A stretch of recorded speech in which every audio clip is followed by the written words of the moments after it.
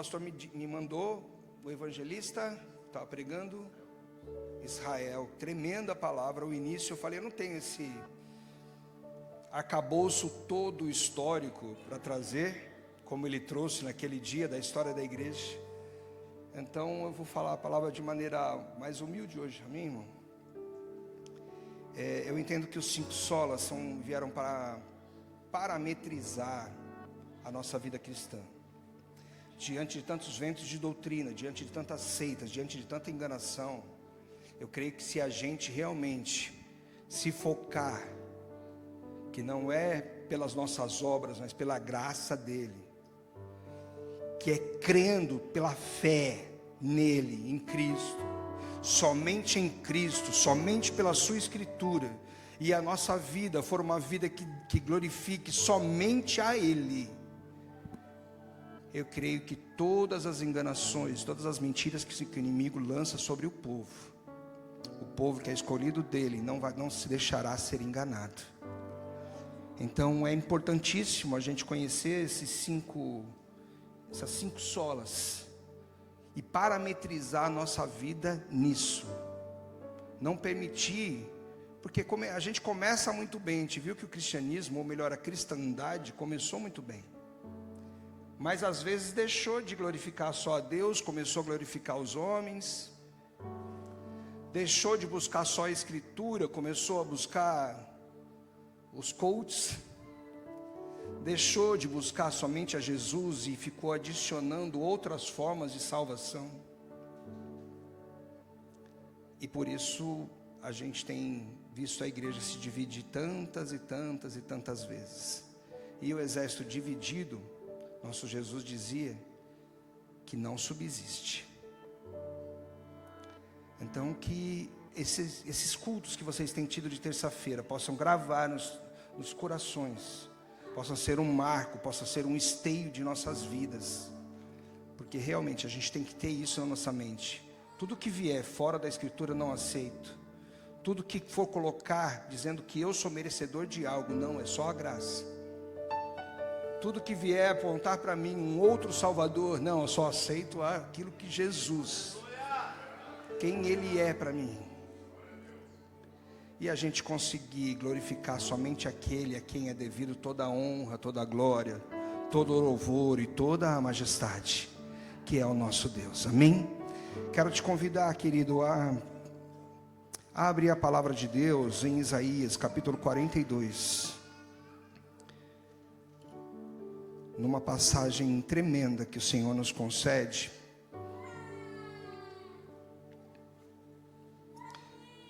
Capítulo 42 do livro de Isaías, versículo 5 até o 8, a gente vai ler hoje. Quem achar pode dar glória a Deus.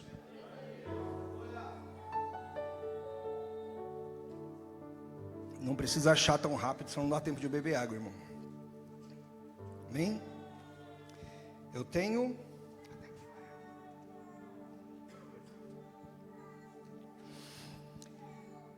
capítulo 42, o profeta Isaías diz assim, no versículo 5 diz assim: assim diz Deus, o Senhor, que criou os céus e os estendeu, e os espraiou à terra, e a tudo quanto produz, que dá a respiração ao povo que nela está, e o espírito aos que andam nela.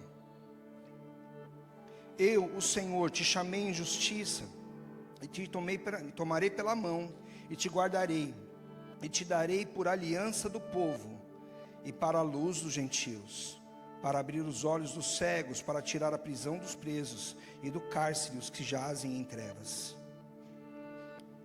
Eu sou o Senhor.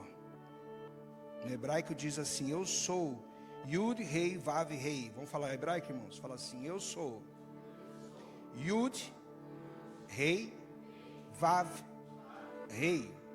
Perfeito. Este é o meu nome, a minha glória, pois a outro eu não darei, e nem o meu louvor às imagens de escultura. Perfeito? Às vezes quando a gente conversa com outras pessoas que são de outra religião, as pessoas ficam assim, mas por que que é só Deus?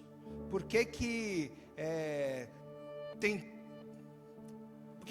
por que vocês pegam tanto no pé de colocar outros deuses diante de Deus? Porque o Senhor disse, não terás outros deuses diante de mim.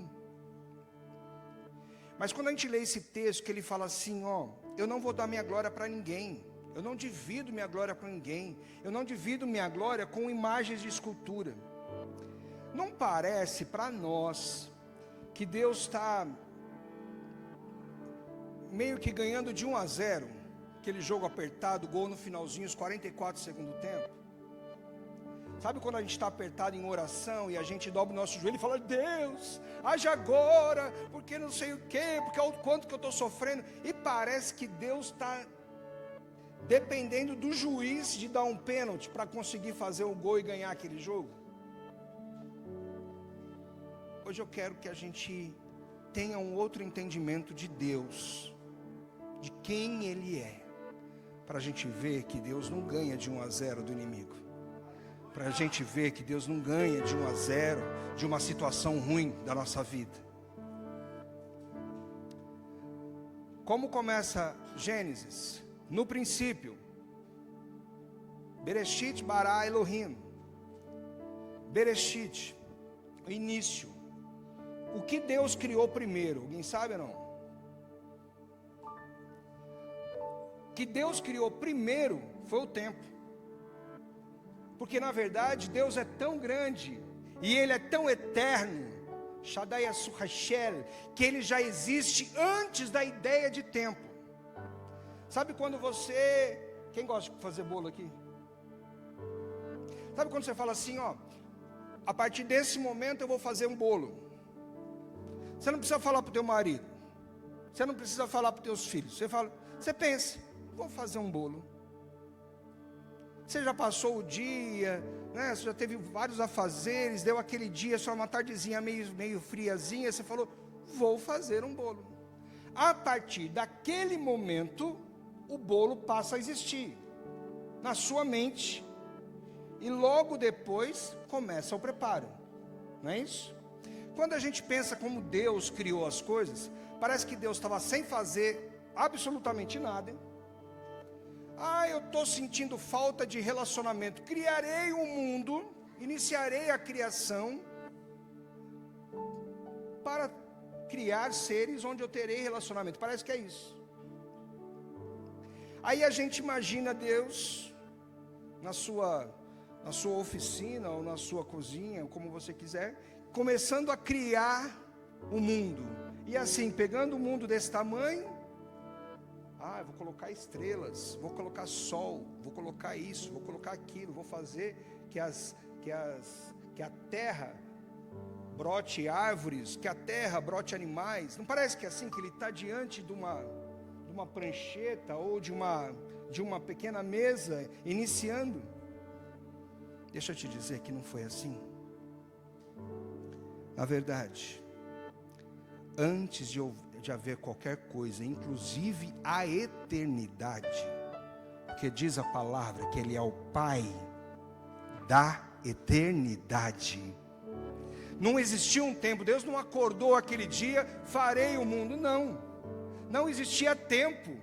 É muito difícil para nossa mente conseguir entender a dimensão, a grandiosidade, Hamashia, desse Deus tão poderoso, mas não existia nada.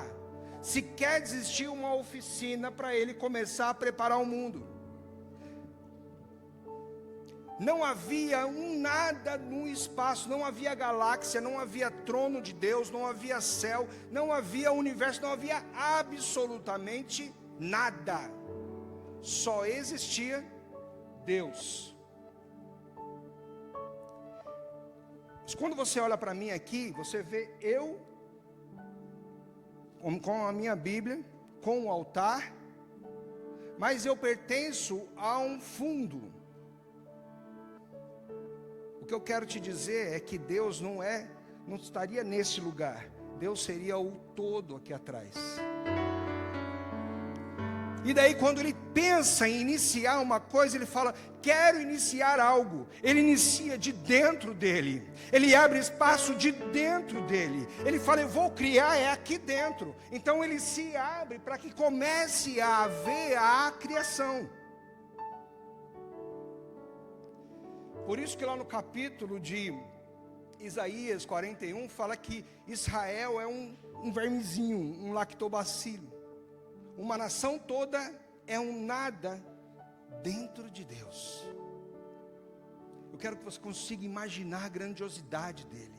Ele abre nele um espaço para haver as galáxias, para haver todo o universo, que a ciência diz que o universo não para de se expandir, mas o universo ele tem uma limitação, que é o próprio Deus. O universo, todas as galáxias, todos os mundos estão dentro dele.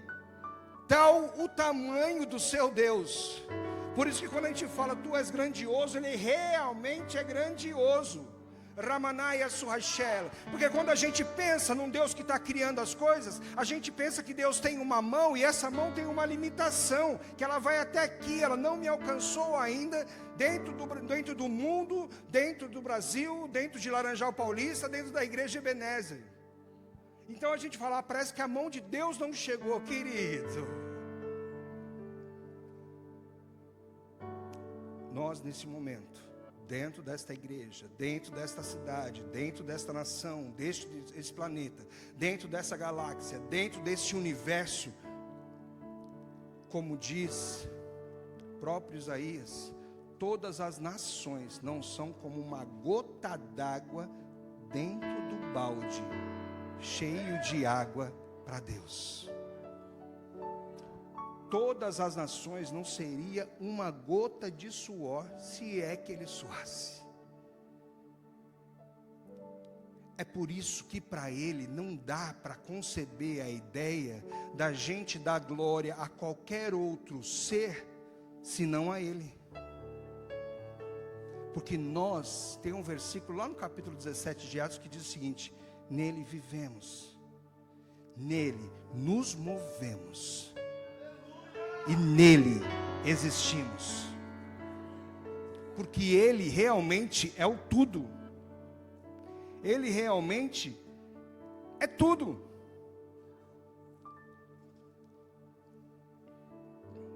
O interessante é que quando a gente vê que Satanás, ele quis ser semelhante ao Altíssimo, capítulo 14, versículo 12 do livro do profeta Isaías, ele quis ser semelhante ao Altíssimo. Ele é uma criação feita dentro do próprio Deus. Como que ele queria estar acima das nuvens, acima das outras estrelas, dos outros anjos, e ser semelhante ao Altíssimo? Dá para conceber essa ideia?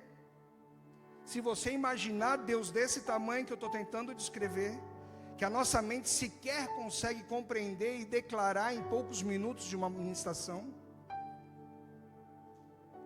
E na Bíblia diz que ele quis ser igual a Deus.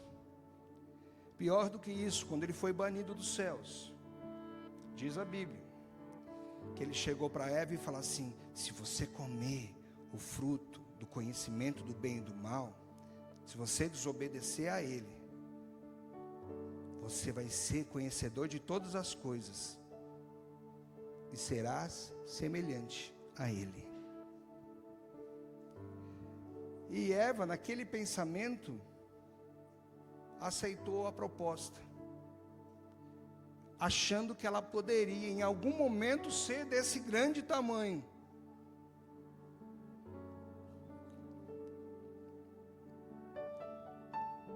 E nós, a cada momento, depois disso, a gente acaba achando que a nossa dor, que os nossos problemas são tão grandes que Deus tem que passar vários dias para tentar resolver. O teu grande é imenso, o teu Deus é imenso. Diga para o seu irmão: o teu Deus é imenso. Ele é grande, ele é grandioso em autoridade, ele é grandioso em glória, ele é incomparável. Há um cântico que diz assim: o que é que os anjos veem em seu poder. Querido, tem um anjo em Daniel, que ele coloca um pé no centro da terra e um pé no fundo do mar. Daí imagina você em Santos, olhando para cima, você na praia, tem um pé do anjo aqui, você olha lá embaixo, tem um outro pé. E daí você começa, aqui é só o pé, você começa a canela, o joelho, as coxas, o tronco. Imagina o tamanho desse anjo. E esse anjo, em todo e qualquer momento, quando ele olha para Deus, ele fala: não existe um Deus como esse. Ele é santo, ele é separado, ele é inalcançável em grandiosidade, em poder, em majestade e glória. Por isso que os anjos ficam: ele é santo, ele é santo, ele é muito santo. Não dá nem para falar que para ele que ele é santo. Eu tenho que falar para outros anjos: ele é santo, ele é santo, ele é santo. O que quer dizer santo? Ele é kadosh, ele é kadosh, ele é kadosh. Ele é separado de nós. Ele é inalcançável de nós. Ele é absolutamente inatingível para nós que somos gigantescos e poderosos. E a gente acha que tem o direito. Se Jesus não me der, esse mês, eu rasgo minha Bíblia. Vai, pequenininho, vermezinho de Jacó. Que autoridade que eu tenho para chegar para esse Deus e vir torcer o nariz para Ele? Quem somos nós? Que dia que o homem foi criado? Sexto dia. Vou falar de simbologia de números, tá? Não sei se vocês conhecem ou trabalham isso, mas o número 1 fala de unidade. Deus é único, único Deus. O número de 2 fala de poder, de concordância. Se tiver duas pessoas concordando sobre qualquer coisa e pedirem a Deus através de Jesus, lhes é concedido. Concordância. Por isso que quando você casa com uma pessoa, você se torna um só com ele, um só propósito. Ou seja, se você com seu esposo ou você com a sua esposa concordarem sobre qualquer, mas concordar, colocar no papel os prós e contras e falar: vamos concordar com isso aqui, e pedirem no nome de Jesus, Jesus diz que o Pai concede. Então usa a autoridade que tem na palavra do Senhor em cima do número 2. Número 3 é divindade. Jesus morre e ressuscita no Pai, Filho e Espírito. São 3. O número 3, ele sempre lança uma luz sobre divinizar alguma coisa, tornar divino alguma coisa. O número 4 significa, como que eu poderia dizer, a matéria física do mundo. Por exemplo, os 4 cantos do mundo, os 4 ventos. E toda vez que Deus quer fazer alguma coisa nessa matéria física, Ele meio que lança um poder divino em cima. 4 vezes 3 fica quanto? 4 vezes 3? 12. 12 tribos, 12 apóstolos. Toda vez que Ele quer atuar na terra, Ele, de maneira divina, Ele usa da matéria e multiplica com o seu poder. O número 5 fala da responsabilidade humana. Você tem 5 sentidos. Obrigado, mano. Você tem olfato, visão, paladar, audição e tato. Tudo que fala de 5, você tem uma responsabilidade. Davi foi matar o gigante. Ele não foi de mão livre, ele foi e pegou quantas pedras? Isso aqui é minha responsabilidade. Derrubar o gigante com a primeira é milagre, mas a minha responsabilidade eu tenho que colocar diante de Deus, não é verdade? Fazer um curso, me preparar, fazer um currículo e levar na empresa é minha responsabilidade. O milagre de abrir a porta é do Senhor, mas a minha parte, a minha responsabilidade sou eu que faço. Número 6 é uma obra incompleta. É o homem que foi criado no 6º dia. Quando esse homem, incitado pelo maligno, que quer ser divinizado, quer deixar que o Deus Todo-Poderoso seja glorificado, que a glória seja somente dele, não quer mais que isso ocorra, ele quer que a glória seja para ele, o inimigo dá um entendimento de divinificar o homem, tornar-lhe centro de todas as coisas.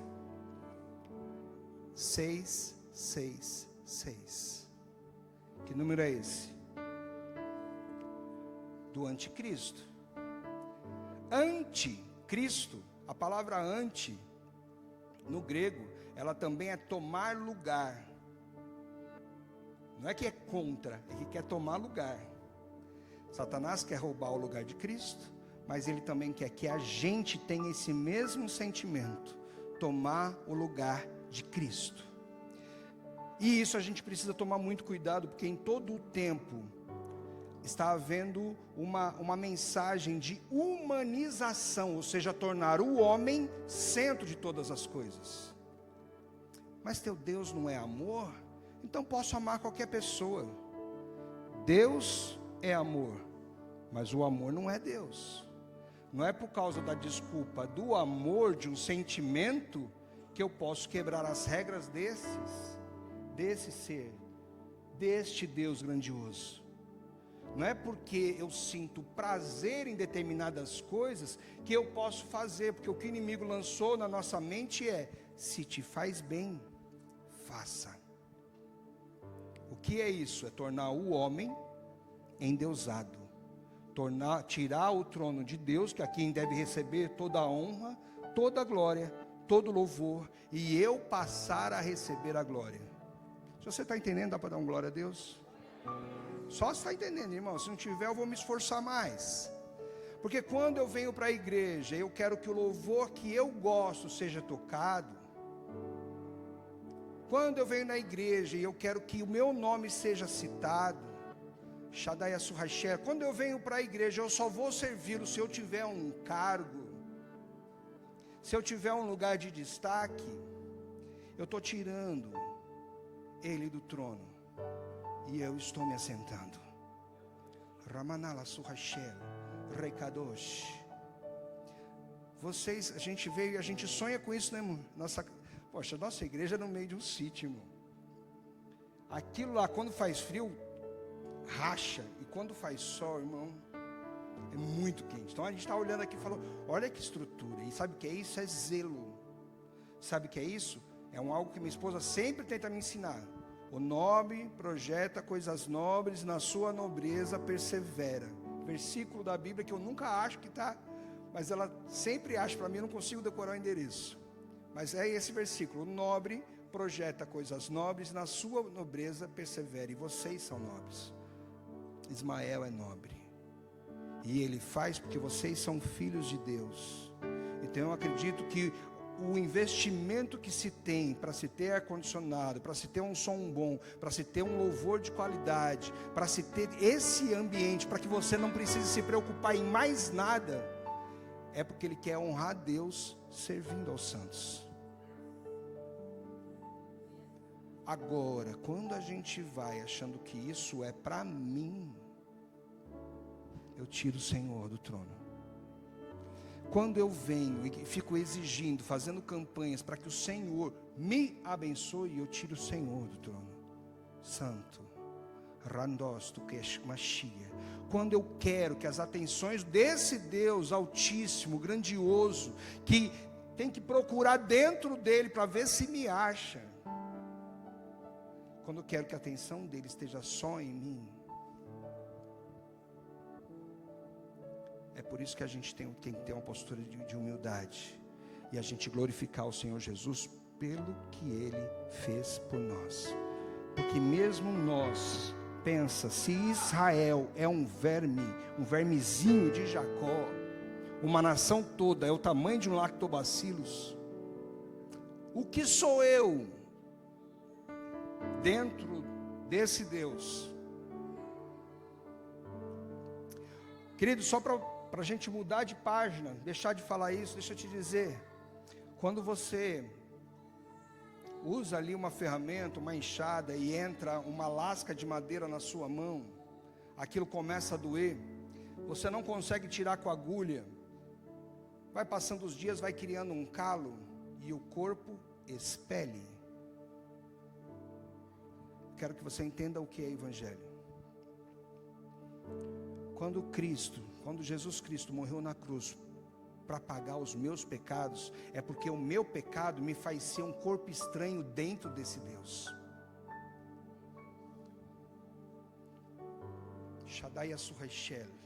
A palavra do Senhor diz que o meu pecado me faz separação dele, que é o todo. Ou seja, eu passo a ser algo que incomoda ele. Santo.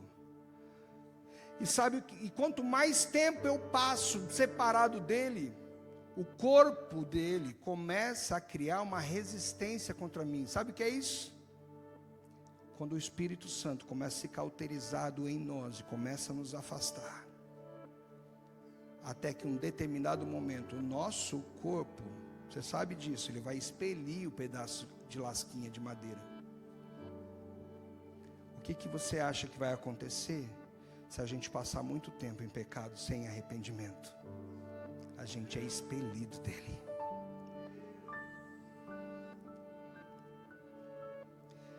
Prometi para você que eu não vou demorar muito, então vamos voltar para o texto, só para que a gente compreenda algumas coisas. Manto, santo, assim diz Deus, Yud Rei Vav Rei, que criou os céus e o estendeu, espraiou a terra e a tudo quanto produz, que dá respiração ao povo que nela está e o espírito aos que nela andam. Eu, Senhor, te chamei de justiça e te tomarei pela mão. Te guardarei e te darei por aliança ao povo e para a luz dos gentios. Vou ler o 8, que é o importante aqui.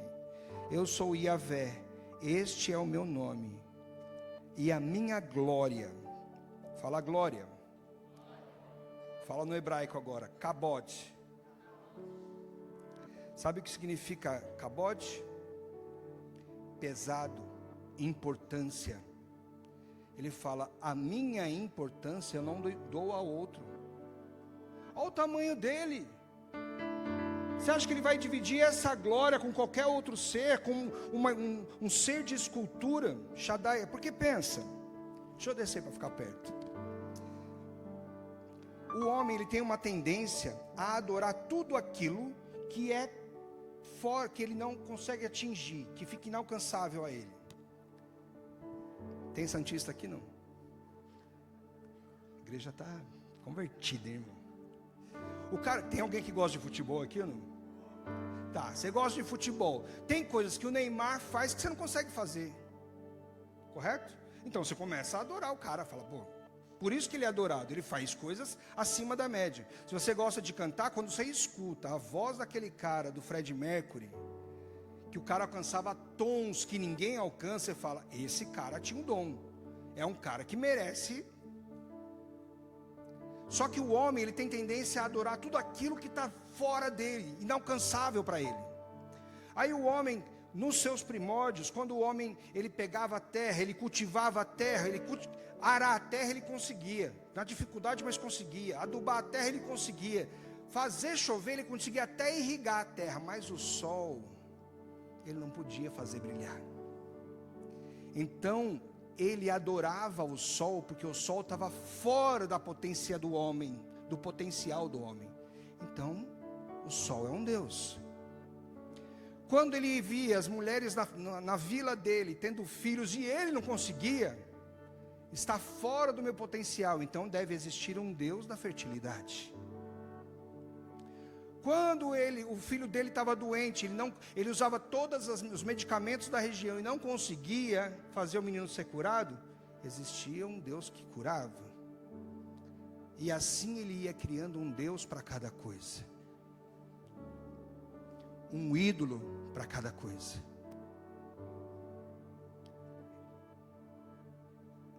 Só que daí Deus olhou para a humanidade e falou, eu tenho que cutucar alguém aí.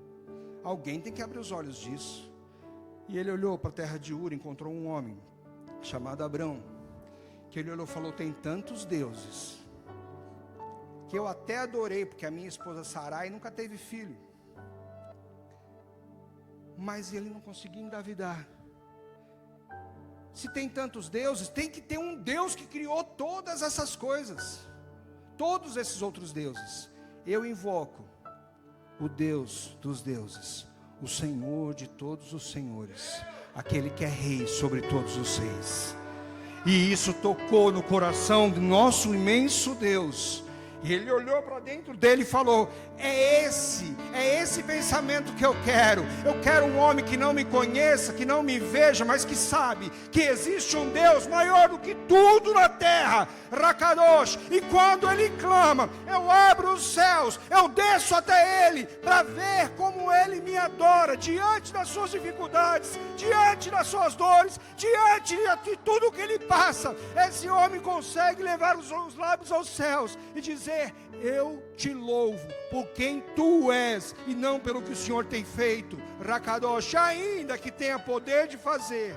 Mas o Senhor é acima de todo entendimento. Os teus pensamentos estão acima dos meus pensamentos. Os teus caminhos estão muito além dos meus caminhos. Eu sei que o Senhor é poderoso para fazer infinitamente mais do que eu posso pedir, pensar, imaginar. Eu sei que o Senhor está muito além de todo o meu entendimento. Se eu estou passando por essa questão, eu sei que o Senhor me olha.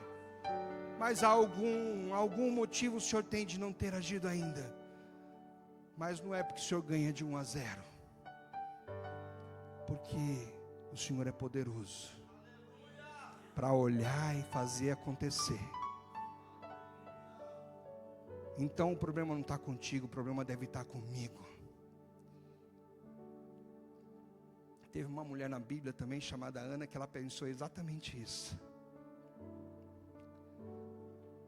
Estou procurando um filho, estou procurando um filho, estou tentando ter um filho, não consigo ter um filho. Se o Senhor me der um filho, eu faço dele um servo do Senhor. Aí Deus falou: agora tocou onde eu quero. Porque nessa grandiosidade toda, querido, Deus quer mostrar para a gente que Ele não quer ser adorado por aquilo que Ele faz, mas por aquilo que Ele é, por aquilo que Ele tem no coração. Então é eu que tenho que me vincular ao coração dEle, aos planos dEle, a quem Ele é. Senhor, Rakadosh, se o Senhor me der um filho, Ele vai cumprir a tua obra. Ele fala: é isso que eu quero. O que está em mim, que está impedindo a obra dEle? Ou o que eu tenho desejado, está alinhado com o querer dEle? Porque Ele é Deus para fazer, irmão.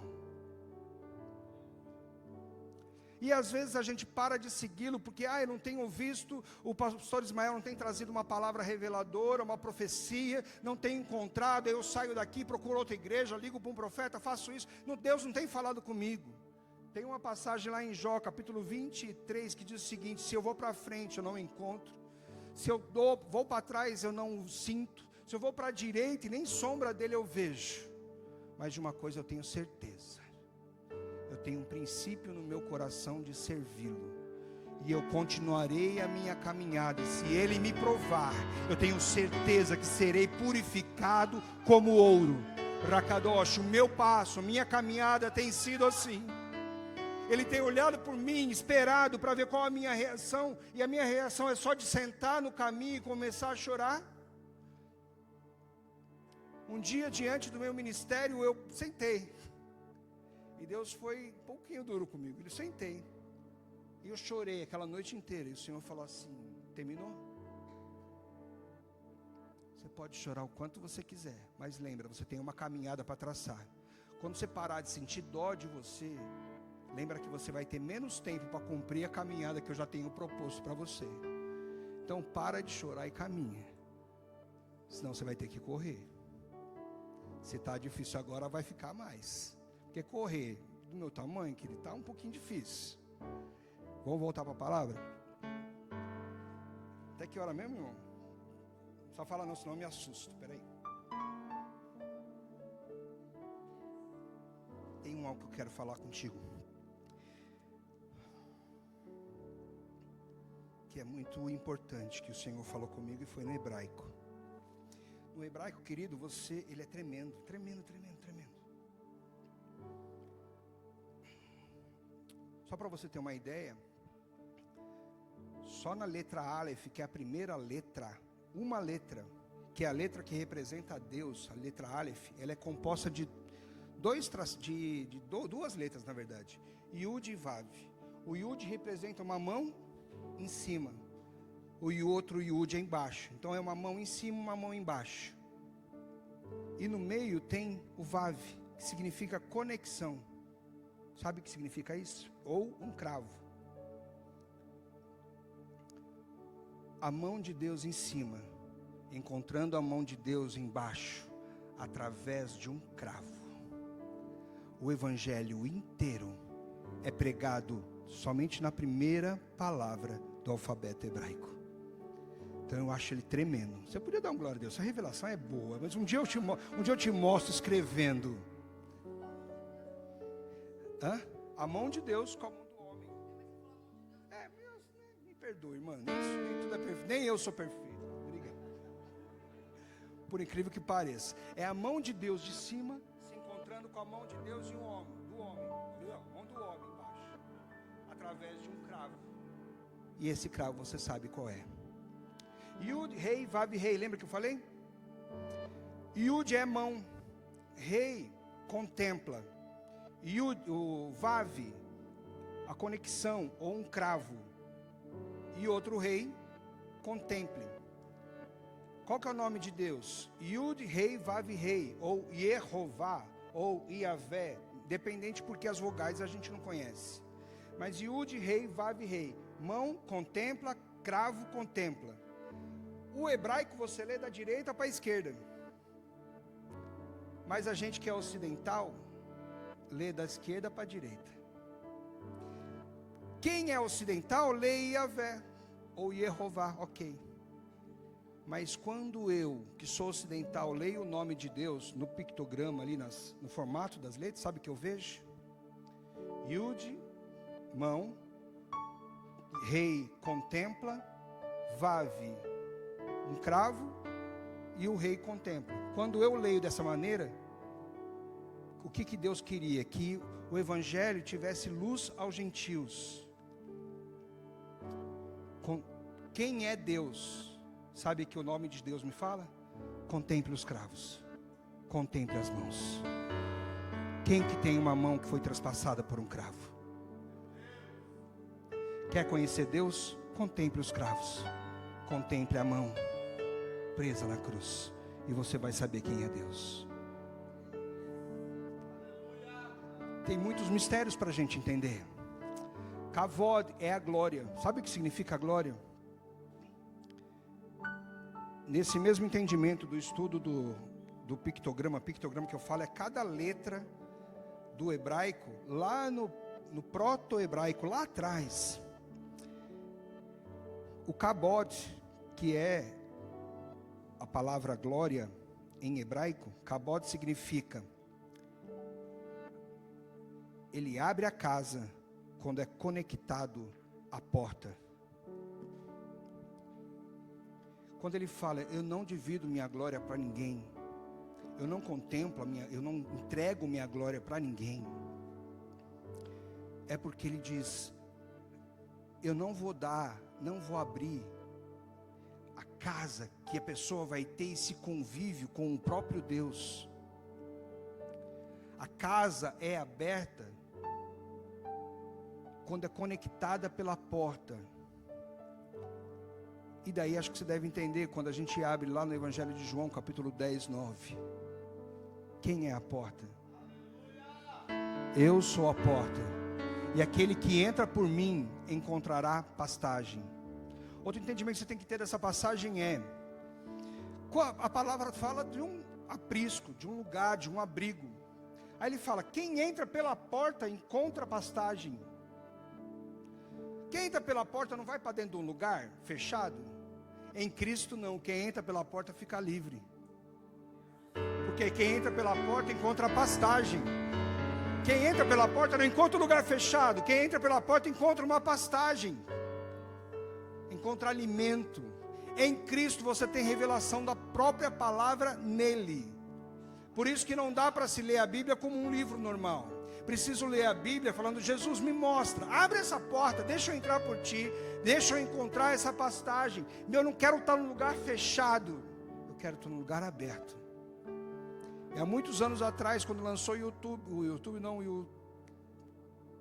o passarinho lá, como chama? O Twitter, que agora tem outro nome que não lembro. Estava assim: Jesus é a porta, todo o resto é parede. E esse entendimento é muito importante para a gente, porque a pessoa que não consegue encontrar Jesus, ela sempre dá de cara à parede. Não tem saída se não for através de Jesus. E daí Deus fala: a minha glória você só vai conhecer, eu só vou permitir o acesso à casa se você estiver conectado à porta. É isso que significa a palavra glória. Então, quando ele fala: eu não posso dar minha glória para ninguém, eu não posso dar minha glória para um ser dentro de mim, que a pessoa recebe uma bênção e fala assim: agradeço a São Benedito pela bênção recebida. Ai, irmãos, mas isso, eu não sou adorador de santo, é só uma reverência, uma citação, uma honra que eu dou.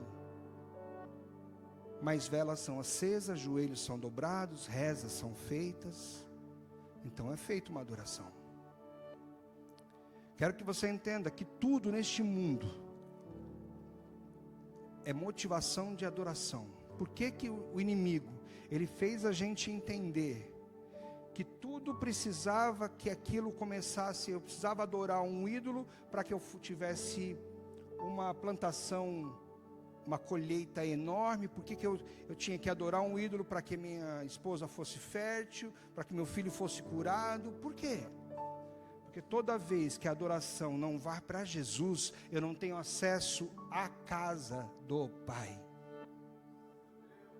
Por isso que toda adoração que não é para Jesus, eu não encontro ao Senhor. Só que essa energia da adoração, essa palavra declarada, vai para um outro ser que se esconde atrás do ídolo, e ele ganha autoridade para começar a reinar. Salmos 22:3 diz: em meio dos louvores, tu és entronizado. Deus é entronizado em meio aos louvores, amém? Só que quando o meu louvor não é para Ele, outro ser tem o seu trono estabelecido. Por isso que eu tenho que tomar cuidado com as músicas que eu ouço. Por isso que eu tenho que tomar cuidado com as minhas práticas em casa. Por isso que eu tenho que tomar cuidado com os filmes e novelas que eu assisto. Se há novelas, eu fico o tempo inteiro torcendo para que a moça bonitinha, que sofre com o marido ruim, traia esse marido ruim com o cara bonitinho que ela conheceu na rua, eu estou trazendo que tipo de trono para minha casa? Porque é isso que a novela começa. Primeiro mostra uma moça muito bonitinha que sofre na mão de um cara, ou um cara muito bonitinho que sofre na mão de uma megera, e a gente passa o tempo inteiro torcendo para que eles se encontrem. E seria tão legal se a Laudisneia conhecesse o Mariclay. E o momento que eles fazem sexo é o momento de maior ibope nas novelas.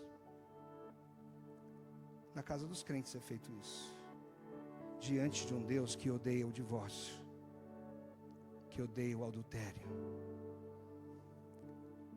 E depois a gente não sabe porque as nossas famílias estão destruídas, porque altares são levantados. Mas eu gosto de futebol. A Bíblia fala de vestes de louvor. O que um time de futebol tem na torcida? Camisas de time. A Bíblia fala gritos de multidão. Eu chego diante do templo, cânticos de alegria e gritos de multidão, e fala de dança, de adoração.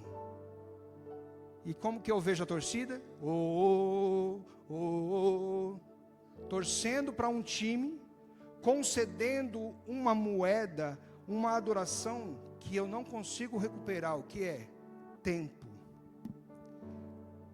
Fico meia hora antes do jogo, o jogo todo, e depois mais 2 horas ouvindo comentário, só voltado ali assistindo aquele time.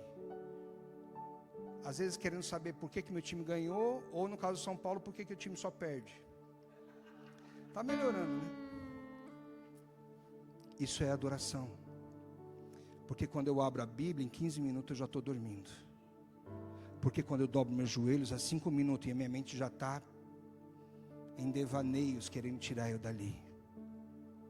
Você entende quando eu falo que somente a Ele dá glória? O caso é muito mais sério e muito mais próximo de mim do que imagina. O segundo versículo diz assim, ó. Vou ler o 8 novamente. Eu sou o Senhor. Tem só 9 minutos. Este é o meu nome, a minha glória, pois a outro não darei. Nem o meu louvor, ou em outro caso, nem minha honra às imagens de escultura. Sabe o que é honra? Em hebraico é terrilá. E honra significa a marca que contempla a condução da adoração. Ou seja, aquilo que eu honro me direciona a uma adoração. Aquilo que eu honro, o que é honrar? Honrar, querido, é eu ir na tua casa, eu paro de lavar a louça para sentar e ficar olhando para você, só para você. Isso é honra. Correto? Então, quando eu ligo uma televisão para assistir um time de futebol e fico 1h30 assistindo, eu estou honrando. E a honra é marca que contempla uma chave para a adoração. Sidney, eu sou São Paulino e eu sou torço para time. Só que eu não posso deixar isso conduzir a minha vida toda. Então, se eu fico 1 hora vendo o jogo, eu tenho que ficar 1h30 diante de Deus, para dizer que o meu louvor é teu. Entende? Eu estou falando de novela porque eu sou mais antigo, estou com barba branca. Mas e Netflix? E a Prime? E os seriados que eu assisto. E quantos capítulos eu vejo? Ler 3 por dia para conseguir ler a Bíblia num ano, é demais, é muita coisa, não aguento. Quando chega em Salmo 119, parei. Quantos episódios a gente assiste? Querido, nosso tempo é algo que a gente precisa conceder a primazia dele ao nosso Deus, para que esse marco de só a Ele dar glória seja verdadeiro, para que quando eu falar que eu estou seguindo 5 solas, eu seja sincero,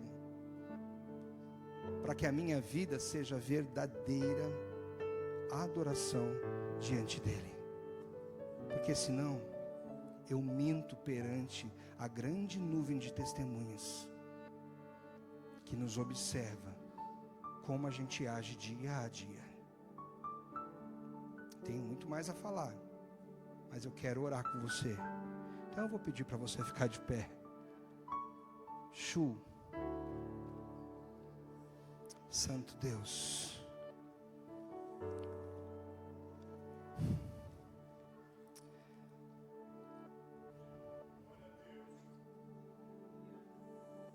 Santo Deus, Ele é digno de tudo. Ele é digno de todo o nosso tempo, Ele é digno de toda a nossa honra, Ele é digno de toda a nossa declaração de louvor. Shadarasu Hashem. Sabe como eu voltei para o Senhor, querido? Deixa eu te contar isso. Lá no meu começo, nasci numa igreja presbiteriana independente, corri, aceitei Jesus num culto, quando tinha uns 12 anos, que eu tinha medo de ir para o inferno. Eu fui esse atleta de uma equipe, conheci amigos que iam para o mundo, então eu comecei com eles. E mais adiante, eu sou extremamente tímido, dá para ver, né? Eu não conseguia namorada. Aí os caras falavam assim, bebe um pouco que você consegue, isso dá uma coragem. Então eu comecei a beber, só que como eu nunca vinha coragem, eu acabava ficando bêbado. E minha vida foi se desviando de Deus. Até que um dia eu comecei a namorar uma moça. E sabe aquelas papagaiadas de, Ah, você é tudo para mim. Ah, você é minha vida. Ah, você é isso. Ah, você é aquilo. Não era a Kátia ainda, tá? Quando acabou esse namoro, que ela foi embora para os Estados Unidos, eu comecei, e eu já tinha voltado para o Senhor, comecei a namorar ela, né? Só que daí existe um negócio que o Senhor nos leva a arrependimento. Eu preciso dizer isso para você, porque foi muito sério na minha vida. Eu acordava às 3 da manhã, ajoelhava no chão e começava a chorar. Não sabia porquê, mas eu começava a chorar. E eu começava a lembrar das burrice que eu fiz na vida, e eu ia pedindo perdão, ia pedindo perdão, ia pedindo perdão, ia pedindo perdão, e foi isso durante uns 8 meses. Um dia, o Espírito Santo disse o seguinte: como que você chamava a sua namorada? Ah, você é tudo para mim. Não, como você chamava ela? Ah, você é meu amor. Não, como você chamava ela? Você é minha vida. Aí o Espírito Santo falou comigo, poderosamente no meu coração, ele fala: você diz que me adora, e você nunca disse para mim que eu sou a tua vida. E aquele dia eu perdi o horário do emprego, porque eu não conseguia parar de chorar. O teu Deus, mesmo desse tamanhão, Ele é zeloso e ciumento por você. Então não coloque nada acima dEle, nem o amor da sua vida, nem o seu filho, nada. Porque a Ele toda a honra, a Ele tem que ser dada toda a glória, a Ele tem que ser dada toda a atenção e toda a adoração em primazia. Ele não é carrasco, Ele vai te conceder porque Ele te ama. Ele sabe que você precisa ser amado por uma pessoa que você sinta, que você esteja perto de você. Ele te ama e sabe que você precisa amar seus filhos. Então Ele não vai te tirar nada. Ele só quer que a gente tenha consciência de que Ele está acima de tudo. Adorar a Deus acima de todas as coisas, com todas as nossas forças, com todo o nosso entendimento e de todo o nosso coração. Agora sim eu quero orar por você. Pai, em nome de Jesus, Rakadosh, Tu és digno de tudo, Senhor. Tu és digno de toda a honra, Tu és digno de toda a glória, Tu és digno de todo o nosso tempo, porque o Senhor deu a nós muito mais do que possamos imaginar, Senhor. Sequer saberíamos quem somos nós, se o Senhor nos tivesse dado vida a nós. É no Senhor que flui a nossa vida. Tu és a nossa fonte, Senhor, de vida. Tu és aquele que soprou em nós, Senhor, o Teu sopro divino.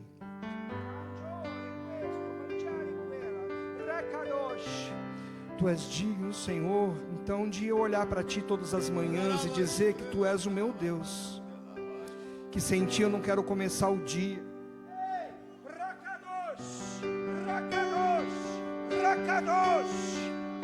Sem Ti eu não quero começar, Senhor, a pensar nas demais coisas. Eu quero ter maior relacionamento contigo.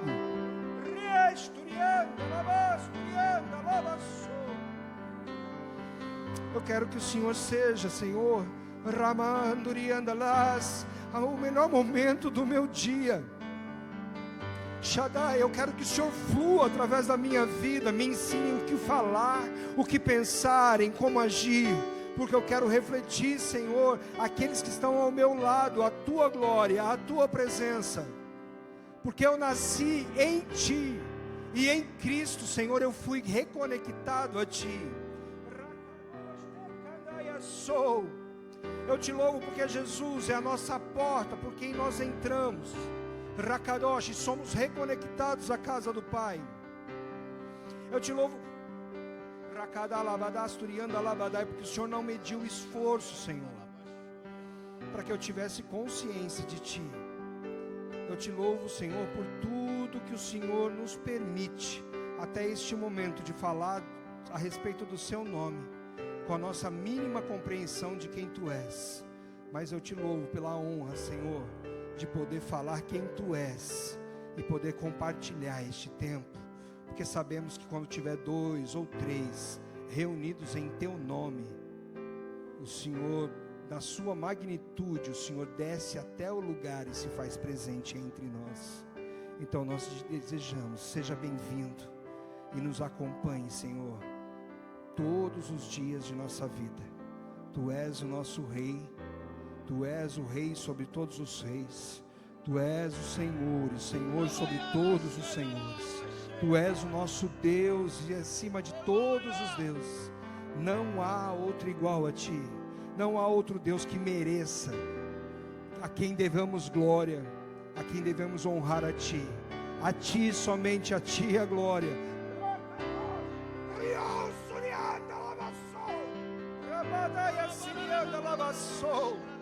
E nós te pedimos, Senhor, que a Tua porção para este dia nos seja revelada, para glória e honra, louvor do Seu nome, em nome de Jesus.